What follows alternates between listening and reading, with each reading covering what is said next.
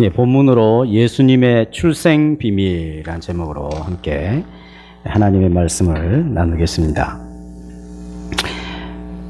크리스마스 시즌이 되면 온갖 그 상품들로 장사치들이 정신이 없고, 또 아이들에게서 늘 그 어린 그 동경이 되는 산타클로스가 주인공으로 등장하는 예가 흔하다고 할 수가 있습니다.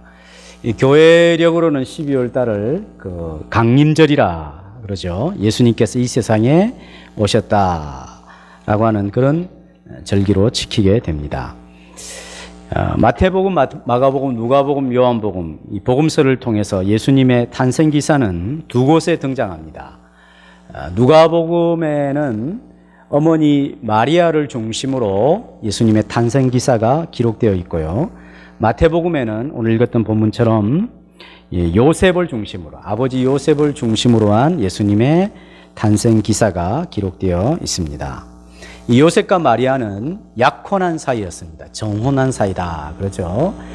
실제적으로 결혼한 사이는 아닙니다.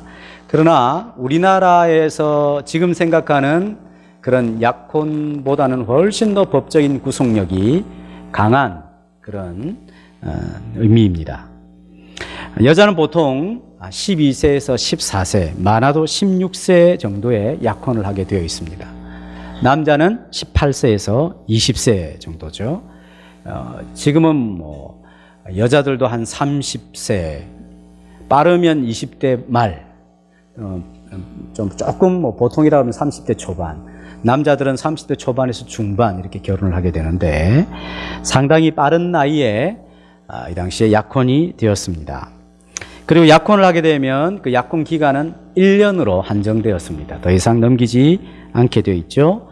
그래서 약혼 기간에 남자가 죽으면 여자는 자유롭게 되는 것이 아니라 과부가 됩니다. 과부. 법적 구속이 굉장히 강하죠. 그러니까 오늘 본문에도 약혼했는데 남편 요셉 그리고 아내 마리아라 이렇게 표현을 하죠. 그러니까 결혼만 안 했을 뿐이지 결혼한 것과 같은, 또 잠자리를 같이 하지 아니하였을 뿐이지 결혼한 것과 같은 그런 법적 구속력이 있었습니다. 그런데 요셉이 마리아가 임신한 사실을 알게 되었습니다. 잠자리를 같이 한 적도 없는데 마리아가 임신을 하게 된 것이죠. 그러니까 요셉이 얼마나 큰 충격이었겠어요. 얼마나 큰 근심이 있었겠습니까? 갈등이 생기게 된 것이죠. 그래서 요셉이 자기가 의로운 사람이라 이 마리아의 관계를 조용하게 끊어버리려고 했어요. 그러기 위해서는 법적인 증인 2명만 있으면 되거든요. 그 증인을 2명 세우고 해서 조용히 관계를 정리하려고 했습니다. 왜냐하면 이것을 드러냈다고 하다가는 자기도 부끄러울 뿐만 아니라 마리아가 굉장히 어려움을 당할 수 있기 때문입니다. 왜? 정혼한 남편 말고 아기를 가졌으니 그 당시의 사회적인 그런 배경 속에서는 굉장한 어려움을 겪을 수가 있기 때문에 마리아를 보호하는 차원에서 요셉이 너무 갈등되고 괴로웠고 걱정도 많았지만 조용히 관계를 끊으려고 했습니다. 그때 하나님의 천사가 요셉에게 나타난 것이죠. 꿈에. 마리아, 내 아내 마리아 데려오기를 무서워하지 말라. 저에게 잉태된 자는 성령으로 말미암아 된 것이라 라고 하는 엄청난 소식을 가르쳐 주게 되었습니다. 즉 마리아를 통하여 태어날 아기가 온 세상을 구원할 구원자요 메시아라고 하는 소식을 하나님의 천사를 통하여 듣게 된 것이죠. 그래서 오늘 성경에 보니까 꿈에서 깨어나 요셉이 아내 마리아를 데려왔지만 결혼할 때 그 아기를 낳을 때까지 동침하지 잠자리를 같이 하지 아니하였다라고 기록을 해주고 있습니다. 요셉이라고 하는 젊은이가 20살 정도 안 됐겠죠. 그런 젊은이가 아내 된 사람에게 아기가 있다는 사실을 알게 되었을 때 큰 갈등과 고민이 생기게 되었습니다. 그런데 이 아기가 태어나는 이 일이 얼마나, 아기 갖게 된 일뿐만 아니라 태어나는 그 일이 얼마나 신비스럽고 놀라운 소식을 주의 천사를 통하여 듣게 되었을 때에 요셉 안에 있는 모든 갈등은 다 사라지게 된 것이죠. 그를 짓누르고 있던 모든 근심이 다 사라지게 된 것입니다. 무슨 말입니까? 예수님의 출생 비밀을 알게 된다면 우리 안에 있는 모든 근심과 걱정과 염려라고 하는 것은 다 떠나가게 된다 하는 것입니다. 그런데 이 비밀은 영어로 말하는 그 시크릿가 아니에요. 시크릿가 아니에요. 시크릿은 그냥 말하면 다 하는 것이죠. 삼척동자도 나에게 이런 비밀인데 이런 비밀이 있어 이렇게 이야기하면 아 그거였구나 다 압니다. 그러나 이 출생 비밀은 시크릿가 아니라 신비라고 번역할 수 있는 미스테리. 그런 게 있나? 그런 게 있을 수 있을까? 이렇게 알아도 공감하지 못하고 알아도 함께 느끼지 못하는 것일 수 있습니다. 그래서 이 예수님의 출생 비밀이 이 신비로 자기가 깨닫게 될 때 요셉처럼 자신 안에 있는 모든 갈등과 근심과 염려와 걱정들이 있다 할지 이것이 다 사라지게 되는 놀라운 일이 일어나게 된다는 것입니다. 천사를 통해 알려진 예수님의 출생 비밀이 무엇입니까? 그것은 예수님이 성령으로 잉태되었다는 것입니다. 무엇으로 잉태되었다고요? 성령으로 잉태되었어요. 성령으로. 비록 예수님께서는 사람의 몸에서 태어나시죠. 그런데 사람이 잉태된, 사람이 임신한 방법으로가 아니라 성령으로 잉태되셨다 그랬습니다. 여자의 자궁을 빌리기는 하지만 사람이 임신을 하게 될 때는 남자와 여자가 잠자리를 같이 함으로 말미암아 아기가 생기게 되는데 예수님은 성령으로 말미암아 잉태되셨다 하는 것입니다. 이것은 말로 이렇게 표현되는 것이지만 논리적으로 설명은 못하는 것이죠. 하나님께서 하신 일이시기 때문입니다. 이것은 사람으로서는 할 수 없는 일이죠. 사람이 만들어낼 수도 있는 일이 아닙니다. 이것은 하나님이 하신 일입니다. 천지를 창조하신 하나님은 아무것도 없는 것에서 우리 눈에 보이는 이 아름다운 세상을 다 만드셨죠. 그런 하나님이시라면 성령을 통하여서 사람 여인의 몸에 죄 없으신 예수님을 태어나게 하신 그런 일을 하실 수 있는 것입니다. 예수님은 성령으로 잉태되셨습니다. 하나님께서 첫사람 아담을 만드셨는데 이 첫사람 아담을 통하여 온 인류가 퍼지게 된 것이죠. 우리도 아담의 자손입니다. 백인도 흑인도 황인도 다 아담의 자손들이 올라가 보면 결국은 조상이 한 분이십니다. 한 분이십니다. 에이 나는 정씨고 또 저분은 신씨고 이분은 뭐 강씨고 김씨고 다 다른데 무슨 조상이 같아요. 아닙니다. 다 하나님이 그 아담을 통하여서 온 인류가 퍼지도록 하셨어요. 다 한 족속 아래서 났습니다. 첫사람 아담을 통하여 우리는 그 아담의 형상과 모양을 전수받게 된 것이죠. 그런데 이 첫사람 아담은 하나님 앞에 죄를 범하여 다 실패했어요. 그래서 모든 후손들은 그 아담의 형상을 따라 태어나기 때문에 죄인으로 태어나는 것이죠. 근데 예수님은 이제 새로운 인류의 조상으로 이 세상에 오셨습니다. 새로운 인류의 조상으로 오신 분은 성령으로 잉태되셨다라고 말씀하시는 것이죠. 새는 그 조상이 새죠, 새, 그죠? 네. 호랑이는 우리는 짐승이라, 짐승. 호랑이의 조상은 호랑이죠. 그래서 호랑이는 호랑이로 자꾸 태어나는 거예요. 사람은 사람의 모양으로 태어나는 것이죠. 예수님도 겉은 사람의 모양으로 태어나셨으나 그가 어떻게 잉태되시면 성령으로 잉태를 하셨다는 것이죠. 그래서 예수님이라고 하는 분은 새 인류의 머리 조상으로서 성령으로 잉태되신 분이시기 때문에 이제 예수님 안에서 태어난 사람은 뭐로 태어나는 사람들이 다 성령으로 태어나는 것이죠. 예수님은 성령으로 잉태되셔서 태어나셨을 뿐만 아니라 이 땅에서 이제 하나님의 공적인 사역을 행하실 때 세례를 받으시고 물에서 나올 때 하늘에서 비둘기 같은 하나님의 성령이 오시고 하늘에서 음성이 나셨죠. 즉 예수님께서 세례 받으실 때도 성령이 함께 하셨다는 것을 알 수 있습니다. 이제 세례를 받으시고 올라오셔서 성령이 충만하여서 성령의 기쁜 다스림을 받았는데 이 성령께서 어디로 이끄시냐면 광야로 데리고 가셨어요. 그리고 사단에게 시험을 받으시도록 하시는 이도 성령이시죠. 그리고 예수님의 모든 생애 속에 성령을 통하지 않고는 어떤 말이나 어떤 일도 하지 않으셨다는 것을 알 수 있습니다. 우리 요한복음 3장 34절 말씀을 함께 읽겠습니다. 시작.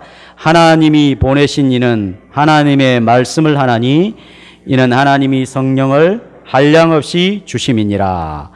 하나님이 보내신 이 예수님이죠. 예수님은 하나님 말씀을 하시나 이는 하나님이 성령을 누구에게? 예수님에게 한량없이 주심이라.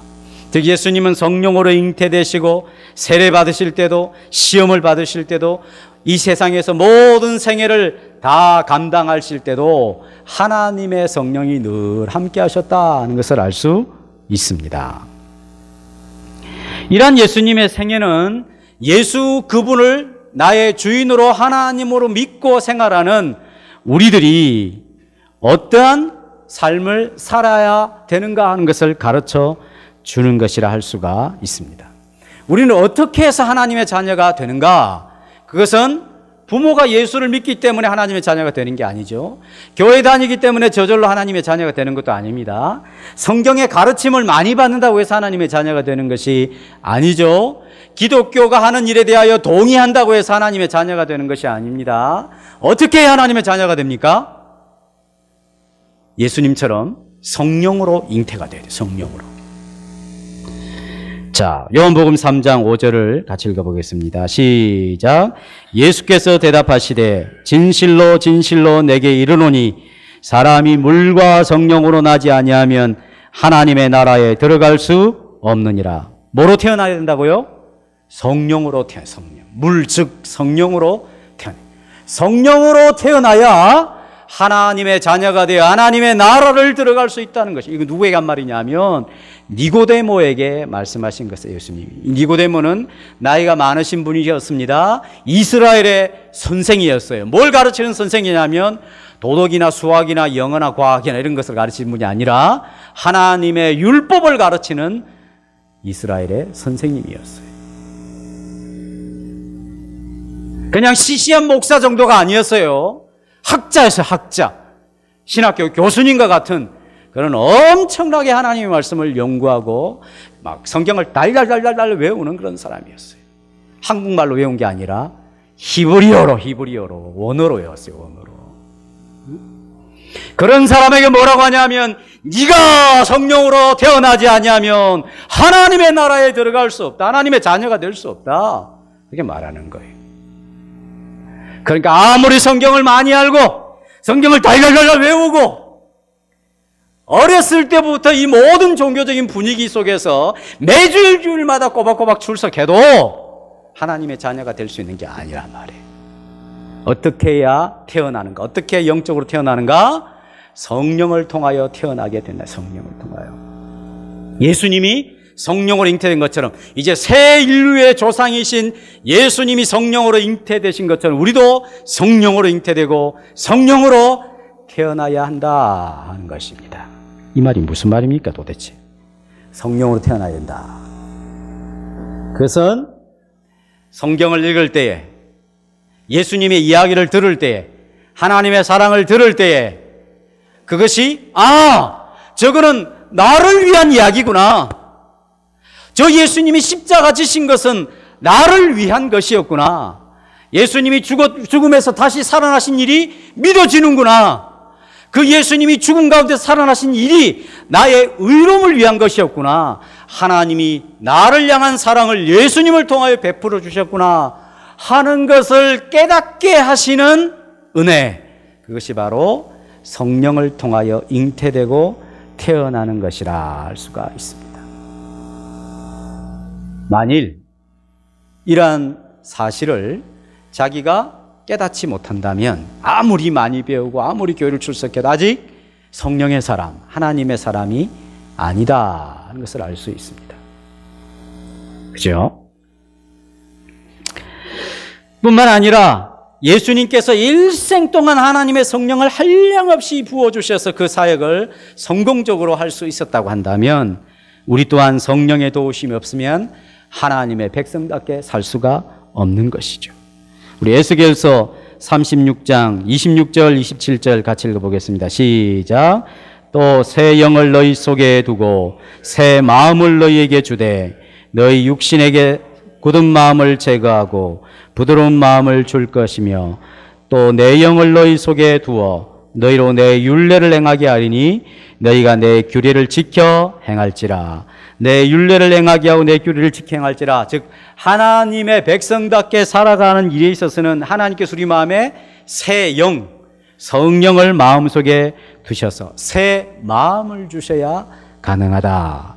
그래야 우리 마음에 있는 굳은 마음이 제거되고 부드러운 살코기 같은 마음이란 말이죠.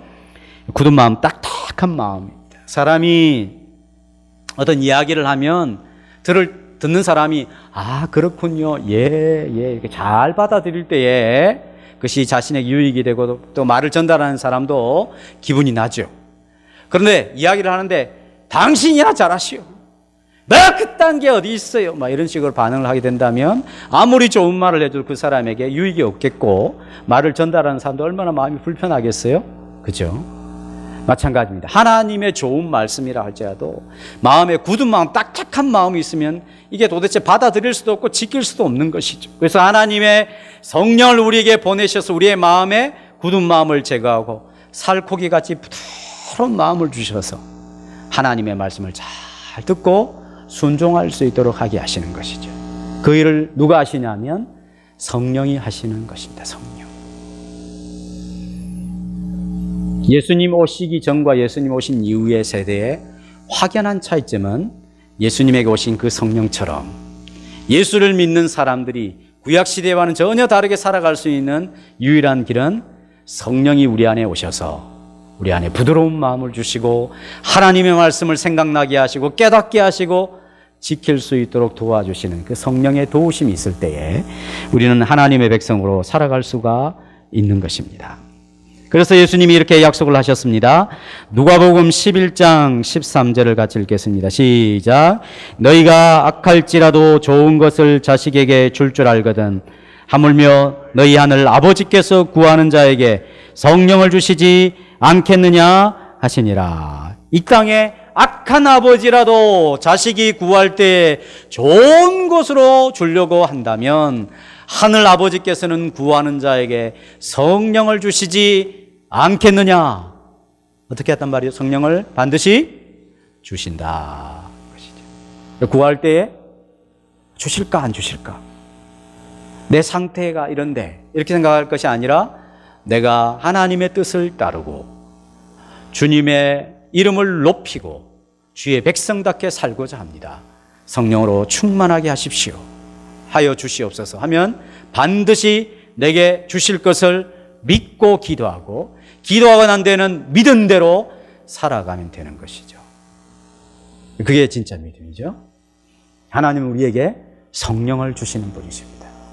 그래서 우리가 하나님의 자녀인 것을 증거해 주시고 우리가 하나님의 말씀을 인도를 따라 살아가도록 하시기 위하여 하나님 우리에게 성령을 주신 것이죠. 예수님께서 이 땅에 출생한 비밀이 첫 번째 무엇입니까? 그분이 바로 성령으로 잉태되시고 성령으로 세례를 받으시고 시험을 받으시며 성령으로 일생을 살았던 것처럼 이제 예수를 믿고 의지하는 자들은 그런 하나님의 성령의 선물을 받아서 성령으로 태어나고 성령으로 살아가 하나님 백성으로 살아가게 될 수 있다라고 하는 것입니다. 이러한 은혜가 우리에게 예수님을 통하여 주어진 줄을 믿습니다. 우리 한 사람 한 사람들이 성령을 구하여서 그 성령의 다스림을 통하여 하나님의 백성답게 살아가신 은혜가 있으시기를 바랍니다. 두 번째 예수님의 출생 비밀은 그 이름을 뭐라 하라? 예수라 하라. 그 이름을 예수라 하라. 1장 21절 보니까 아들을 낳으리니 이름을 예수라 하라. 초음파 검사 안 했어요. 지금 이제 임신한 지 얼마 안 됐는데 아들을 낳으리니 이름을 예수라 하라. 아들이라 벌써 아들이래요. 네, 그 이름도 가르쳐줘요. 뭐라고? 예수라 하라. 예수는 사실은 구원자라는 뜻이. 구원자라고 하는 이름은 많이 썼어요. 모세도 야샤라고 하는 데서 나왔어요. 모세도 물에서 건졌다 그런 말 들어보셨죠? 물에서 그 바로의 딸 공주가 모세를 하겠다. 왜? 물에서 건졌기 때문이다. 그렇죠? 건진다, 구원한다. 그다음에 여호수아 또 구원자 뜻이죠. 똑같은 말입니다. 예수스. 그다음에 그 순복음 쪽에서 하죠. 예수. 예수님이라니 예수님께서 그러죠. 다 구원자 이런 뜻이. 그런 이름을 갖고 온 사람들이 많이 있었습니다. 많이 있었어요. 이 당시에도 예수라고 하는 이름이 많아요. 근데 이 아들을 낳을 것인데 이 아들을 예수라라. 왜냐하면 21절 같이 보겠습니다. 시작. 아들을 낳으린 이름을 예수라라. 이는 그가 자기 백성을 그들의 죄에서 구원할 자이심이라 하니라. 자기 백성을 저희 죄에서 구원할 자가 되기 때문에 이 아들의 이름을 예수라 하라 하는 거예요. 여러분, 이름이 있고 또 어떤 큰 직분이 있는데 그 이름과 직분에 맞게 살지 못하는 것은 대부분의 사람들이 그렇게 하는 것이죠. 아니, 모든 사람들은 자기 이름에 따라 살지 못하고 모든 사람들은 자기 직분에 따라 살지 못하게 되어 있습니다. 그러니까 사람들로부터 주목받는 직분이나 직책에 있게 되면 언제나 사람들로부터 비판을 감수해야 되죠. 왜? 못 살게 되어 있으니까. 그죠? 우리 신혜숙 집사님 살아가는 것에 있어서 누가 뭐라 합니까? 아무 말 이야기 안 하죠. 그러나 똑같은 여자인데도 대통령이 되니까 얼마나 많이 뭐라 합니까? 그죠? 아무 우리가 박수 쳐주고 지지하는 사람이 대통령이 됐다 한들 그 사람은 그 직분에 따라 살지 못하죠. 살 수 없어요. 그러니까 100% 지지받을 수 없는 것이죠. 한 60%만 돼도 70% 퇴임할 때 70% 지지를 받다 이러면 엄청나게 훌륭한 대통령이죠. 우리 교회에서는 몇 프로 지지받아야 계속 그 중직을 감당할 수 있냐면 70% 이상. 근데 80%만 받아도 그만두고 싶을 때가 많죠.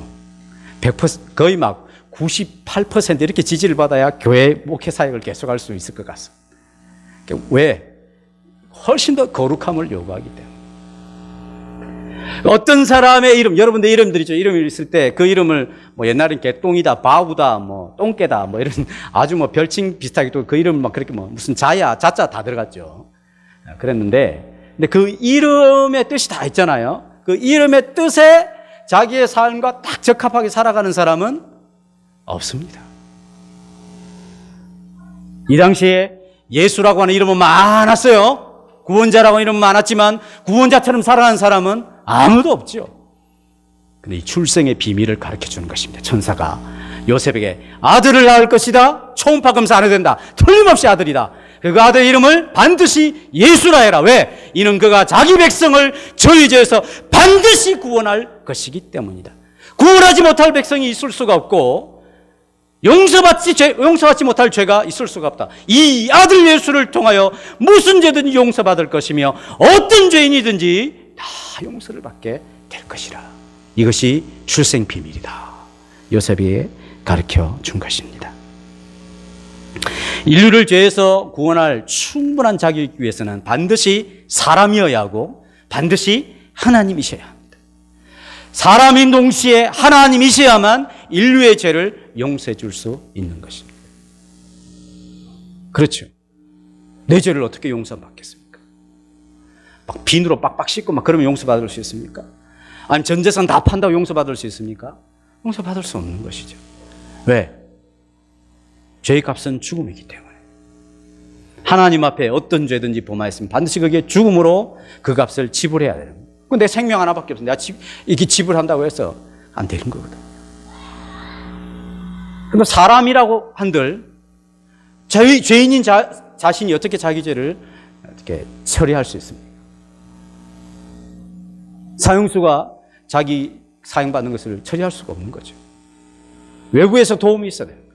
하나님이셔야 우리 죄를 용서해 주실 수 있는. 그래서 예수님이 사람의 몸을 입고 이 땅에 오신 하나님으로 등장을 하시게 되는 것입니다.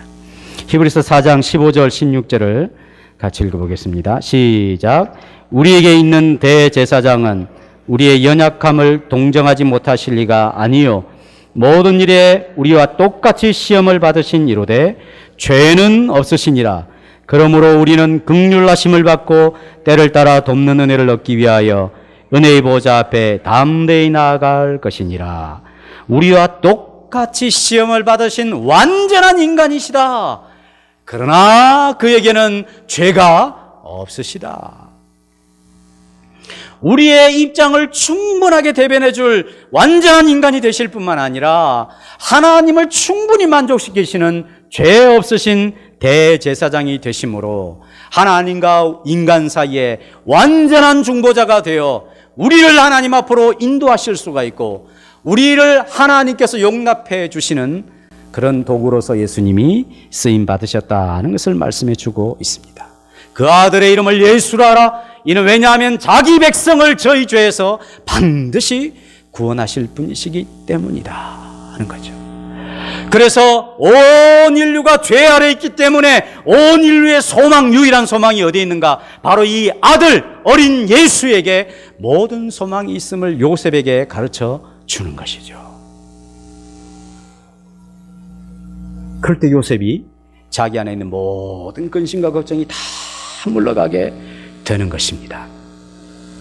하나님께서 우리에게 말씀을 깨우쳐 주시고 알려주실 때는 그렇게 긴 설명이 필요 없어요. 왜? 한번 가르쳐주면 짧게 가르쳐줘도 영적인 그 통찰력과 지식을 하나님이 그 짧은 가르침 속에 많은 것을 허락하시기 때문에 하나님이 많은 설명이 필요 없습니다. 저희 그 단점 중에 여러 가지가 있는데 한 가지 가르쳐줄게요. 비밀 가르쳐줄게요. 설명을 너무 많이 하려고 자꾸 하는 것 같아요. 설명을. 그냥 상대방이 많이 이해 못해도 짧게 몇 문장 이야기하고 질문하면 대답해 주면 되는데 혹시 못 알아들을까 싶어서 제가 많은 설명을 하려고 하는 그런 단점이 있습니다. 좋게 보면 여러분들이 저를 좋게 보기 때문에 장점으로 생각할 수 있을지 모르겠지만 제가 늘 조심해야 될 부분입니다. 근데 하나님 그럴 필요가 없어요.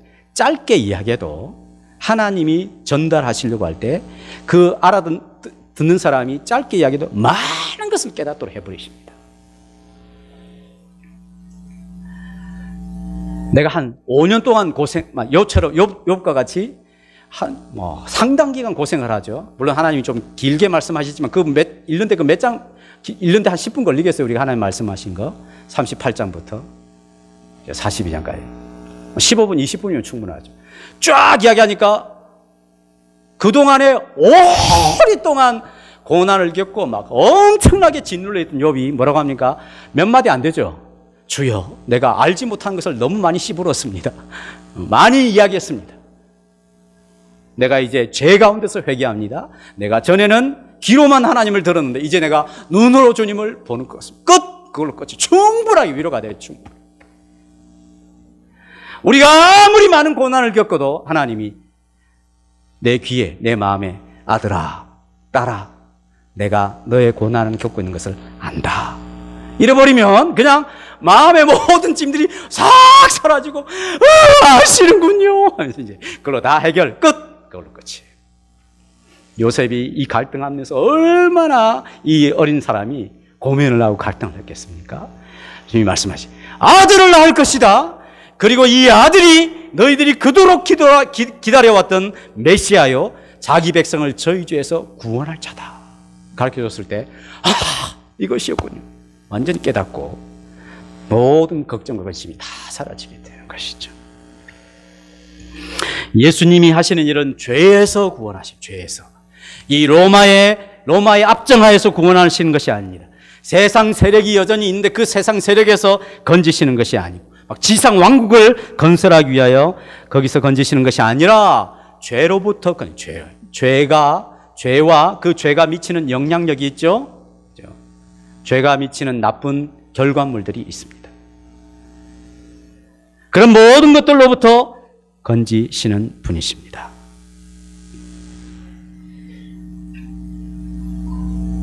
그래서 모든 죄를 해결하여서 생명이신 하나님께 연결될 수 있도록 하시는 이가 예수님이십니다. 죄는 무엇입니까? 그것은 벗어나는 것입니다. 원래 이제 헬라어로 하마르티아라고 하는데, 하마르티아는 저기 관역인데, 관역이 있어요. 한가운데 관역이 있는데 아무리 내가 뭐 세게 당기고 멋있게 당기고 화살을 많이 쏘고 해도 중요한 것은 어떻게 해야 됩니까? 그 관역에 맞춰야 되죠.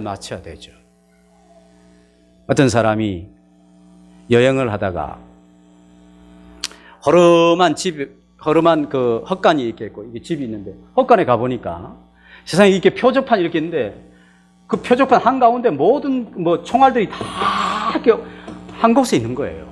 이야, 이 사람 정말 사격 솜씨가 대단하다.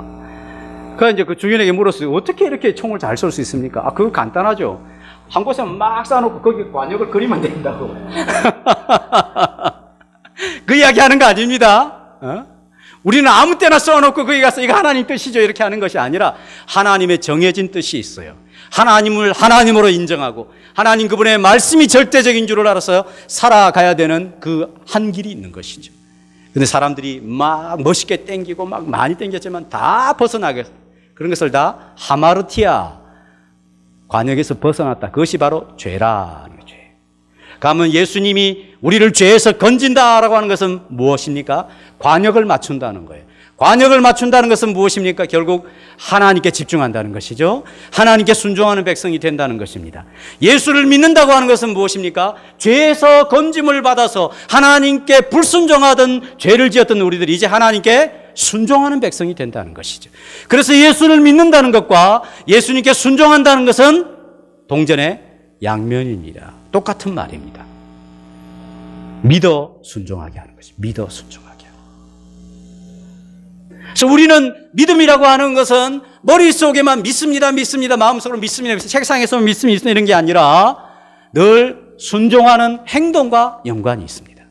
그래서 믿음은 관념이 아니라 믿음은 동사입니다. 행동이죠, 행동. 그렇지 않은 것은 믿음이 아니라 이야기를 합니다. 아브라함이 하나님을 믿었다라고 하는 것은 하나님께서 말씀하신 것에 순종한다라고 하는 동의어입니다. 그래서 내 아들 내 독자 이삭을 내게 바치라. 예, 하나님 난 당신 믿습니다. 당신을 신뢰합니다. 내가 알지 못하는, 내가 풀어낼 수 없는 그런 답을 하나님은 갖고 계신 줄을 믿습니다. 그렇게 믿음이 있으면 아들을 바치라고 하는 이 해괴한 요구에 예, 이해가 안 되지만 하나님 당신을 믿습니다. 그래서 순종하는 것이죠. 그것이 믿음이고 순종의 다른 표현이라고 할 수가 있습니다. 죄에서 예수님께서 우리를 구원하신다고 하는 것은 하나님께 무관하게 살고 하나님을 원수처럼 여기고 하나님 눈앞에서 하나님이 싫어하시는 일들을 행하던 인생들을 당신을 통하여 구원하여 하나님을 기쁘시게 해드리고 하나님 앞에서 살며 하나님께 순종하는 백성이 되게 하신다 하는 것이 죄에서 구원한다고 하는 의미인 것입니다. 누구를? 자기 백성을. 즉 이 말은 자기 백성이 아닌 사람도 있다 이 말이죠. 자기 백성. 예수님이 분명히 온 세상을 위하여 자신을 희생하시고 온 인류를 구원하시기 위하여 이 땅에 오셨으나 예수님을 반기는 사람도 있고 예수님을 거절하는 사람도 있더라는 것입니다. 자기 백성들은 반기죠. 자기 백성이 아닌 사람들은 자기 왕으로 생각하지 않기 때문에 반기지 않는 것입니다. 자기 백성을 구원하는 것입니다. 어떤 신분에 의하여, 어떤 권력에 의하여, 재물의 유무 정도에 따라서, 지식이 어느 정도 있는가 없는가에 따라서 자기 백성으로 삼는 것이 아니라 자기 백성을 죄에서 건지신 이로 예수님이 오시는 것입니다. 그래서 구원은 전적으로 하나님의 은혜요 선물이라고 할 수가 있습니다. 사람의 존귀함은 이 땅에 있는 어떤 신분이나 이 땅에 얼마나 많은 것을 소유했느냐 그렇지 않느냐로 따져질 것이 아니라는 것입니다. 하나님께서 예수님이라고 하는 분을 이 땅에 낮고 천한 모습으로 보내셔서 자기 백성을 건지신다, 죄에서 건지신다라고 했을 때 인생의 진정한 존귀함은 자기 백성이냐 아니냐 그런 걸로 따지는 것이죠. 옛날에 제가 초등학교 다닐 때에 학교에서는 항상 조사를 했습니다. 자, 집에 전화기 있는 사람, 거기 있어. TV 있는 사람, TV 있어. 냉장고 있는 사람, 세상에 우리 반에 냉장고가 있는 집이 한 집 있네. 자가용 있는 사람, 우리 학교에는 없구나. 우리 학교에 없구나. 그런 거 조사했어. 그거 왜 조사하는지 모르겠어요. 그죠?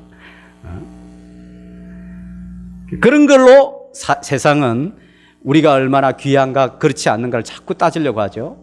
그렇지 않습니다. 하나님은 예수님이라고 하는 존귀한 분을 이 땅에 보내실 때 자기 백성을 구원하시기 위하여 보내시는 것입니다. 여러분, 그 하나님의 백성이 되었습니까? 예수님을 통하여 죄사함을 받고 하나님께 순종하는 백성으로 하나님께서 우리를 불러주셨습니까? 그러면 그것이 우리를 가장 존귀하고 가장 자랑스럽게 만들고 가장 영광스럽게 만드는 유일한 근거입니다.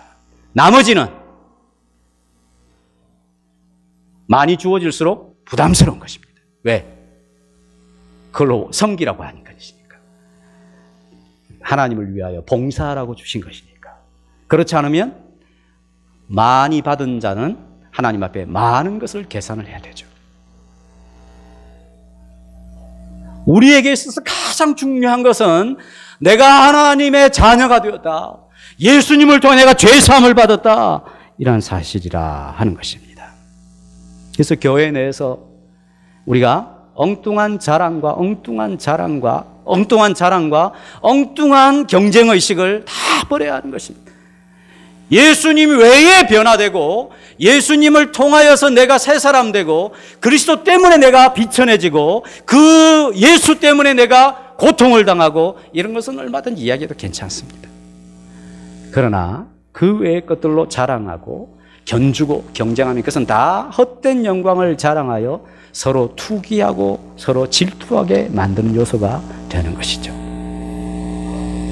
그래서 교회 내에서 이러한 예수님을 알지 못하는 사람들이 예수님을 알 수 있도록 도와줘요. 교회 밖에서도 복음을 알지 못하는 사람들에게 예수님을 통하여 건짐을 받도록 도와줘야 하는 것입니다. 예수님의 출생 비밀이 무엇입니까? 우리를 죄에서 건져 하나님 앞에 존귀한 백성으로 세우는 것이라 할 수 있습니다. 마지막으로 23절에 보니까 예수님의 출생 비밀이 하나 더 있습니다. 그 이름은 뭐라 하라? 임마누엘이라 하라. 임마누엘. 임마누 이 말은 with us입니다. with us. 우리와 함께 엘 하나님. 하나님이 우리와 함께 계신다. 이런 뜻이죠. 자, 그 이름을 예수라 하라 해놓고 또다시 그 이름은 임마누엘이라 하라는 선지자의 예언이 성취된 것이다. 이렇게 표현하고 있습니다. 이 말은 무엇입니까?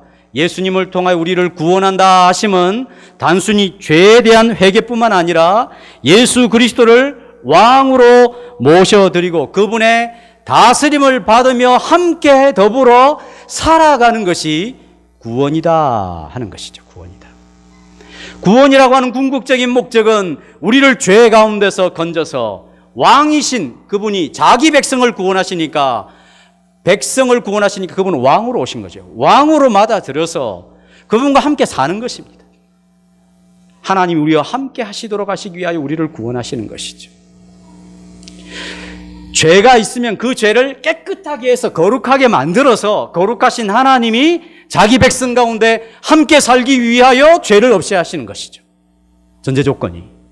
죄를 없이 하지 않고 더러운 채 하나님이 그래 나도 같이 어울려 살자 이렇게 하지 않으십니다. 하나님은 깨끗하게 하고 나서야 하나님이 거기에 함께 하시는 것입니다.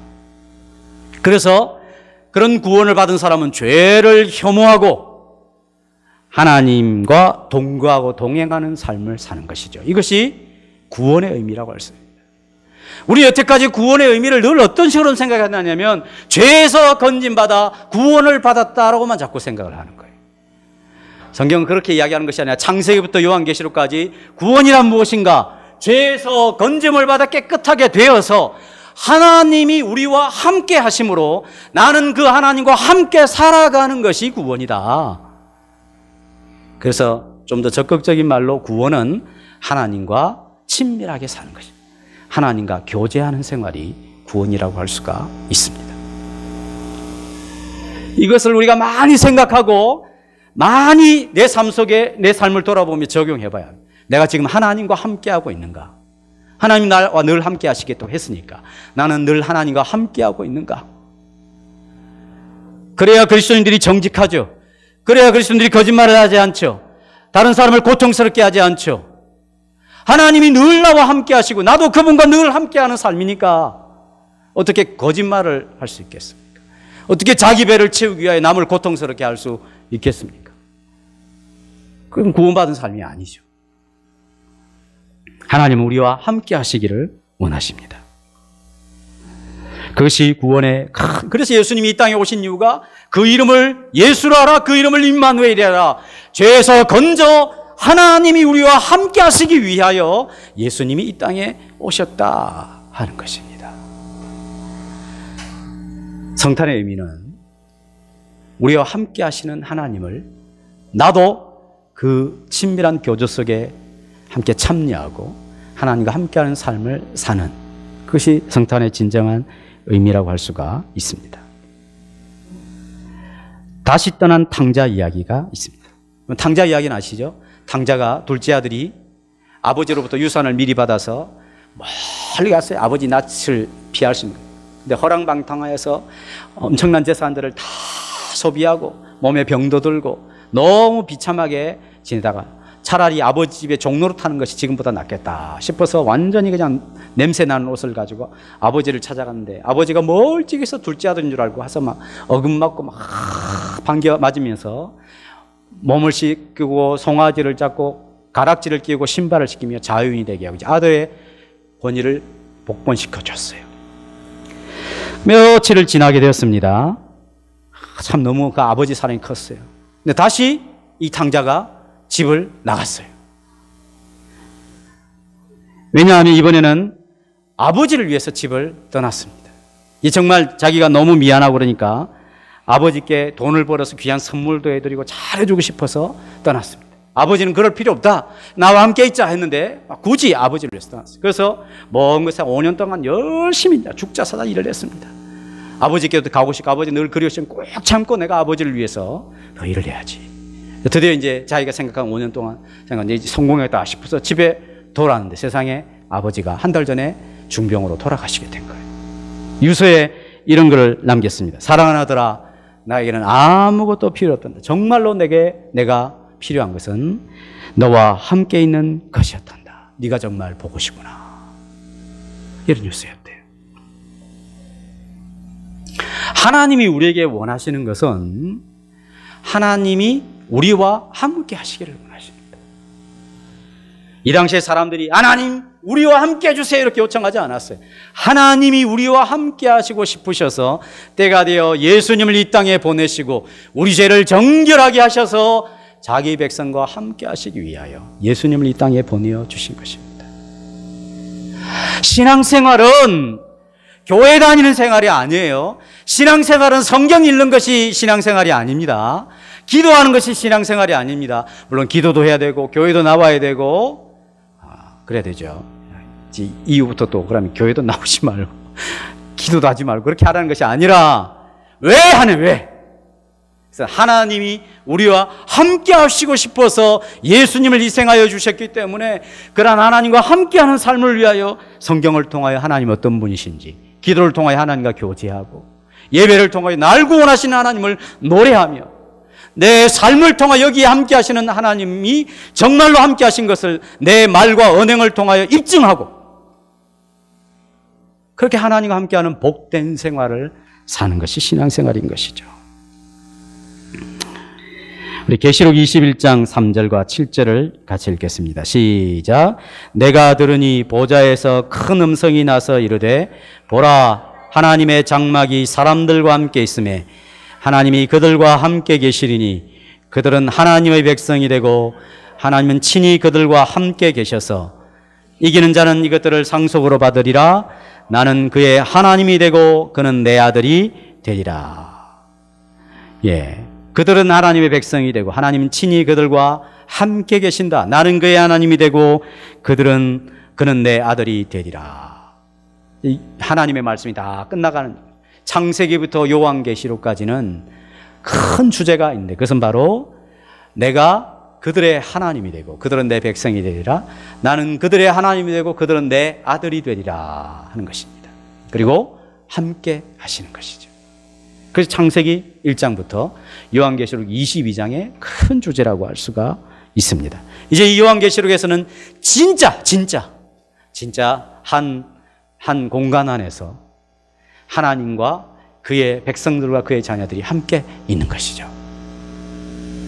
그것은 지금 우리가 살아가는 이 현 시점에서 훈련하고 경험하도록 하나님께서 기회를 주시는 것입니다. 여기 하나님의 백성이라고 하는 것은 통치하는 왕이 있는 것이죠. 왕의 통치를 받는 백성. 여기 아들이 된다 이 말은 하나님은 아버지가 되신다는 것이죠. 백성으로 표현될 때는 왕과 백성의 통치, 다스림의 관계를 이야기하는 것이고, 아들과 아버지의 관계는 상속자가 되는 것이에요. 관계를 이야기하는 상속자로서요.